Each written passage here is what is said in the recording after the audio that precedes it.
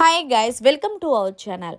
Weekend కావడంతో host Nagarjuna బేబక్కతో మాట్లాడుతూ, ఏంటి బేబక్క వాట్సప్ అనేసరికి బాగున్నానండి, మీరు ఎలా ఉన్నారు అంటే బాగున్నాను నేను. ఏంటి స్టేజ్ మీద వచ్చేటప్పుడు చాలా యాక్టివ్గా ఉన్నావు, కానీ లోపలికి వెళ్ళాక ఏమైంది అనేసరికి ఏమీ లేదు సార్, నేను ఎప్పుడూ యాక్టివ్గానే ఉంటాను, 24 hours కూడా ఎంటర్టైన్మెంటే అంటూ తన ఏదైనా కామెడీ శైలితో నవ్వించింది బేబక్క. ఇక వెంటనే నాగార్జున గారు, ఏంటి బేబక్క అప్పుడప్పుడు మనం మంచి చేసినా చెడవుతూ ఉంటుంది, పాపం హౌస్లో ఉన్న వాళ్ళందరికీ కూడా నువ్వు వంట చేసి పెట్టాలనుకున్నావు, కానీ ఆ వంట కాస్త పెంట అయ్యిందనే చెప్పాలి.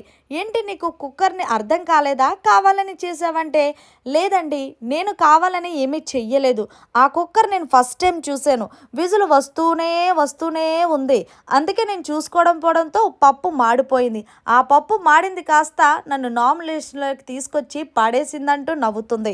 దీంతో వెంటనే నాగార్జున గారు కూడా నవ్వేశారు. ఏదేమైనా సరే వంటకొచ్చిన పెంట కాస్త నిన్ను నామినేషన్లోకి తీసుకొచ్చి పడేశారంటే, అవును నాగార్జున గారు, ఏదో రీజన్ చెప్పి నన్ను నామినేషన్ చేస్తుంటే బాగుండేది, కానీ ప్రతిసారి ప్రతి ఒక్కరు కూడా నువ్వు కర్రీ బాగా వండలేదనో, లేకపోతే కర్రీలో కారం వేసావనో, లేకపోతే పప్పును మాడి చేసావనో, ఇలా ఫుడ్ విషయంలో నామినేషన్ చేసినందుకు నేను తీసుకోలేకపోయాను నాగార్జున గారు అంటూ నవ్వుతుంది.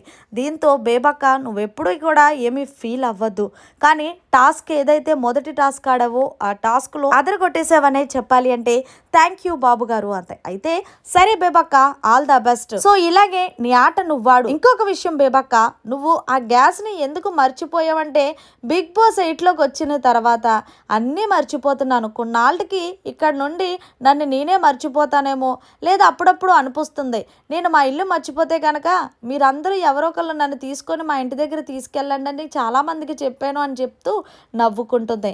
బేబక్క, ఒకటి, వంట చేసేటప్పుడు చాలా జాగ్రత్తగా అప్రమత్తంగా ఉండాలి, అర్థమైందా? ఈసారైనా గ్యాస్ ఆఫ్ చేయడం మర్చిపోకంటూ తనదైన శైలిలో కామెడీ చేశారు హోస్ట్ నాగార్జున.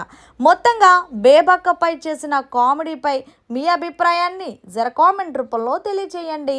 మరిన్ని లేటెస్ట్ లైవ్ అప్డేట్స్ కోసం చూస్తూనే ఉండండి మన ఛానల్.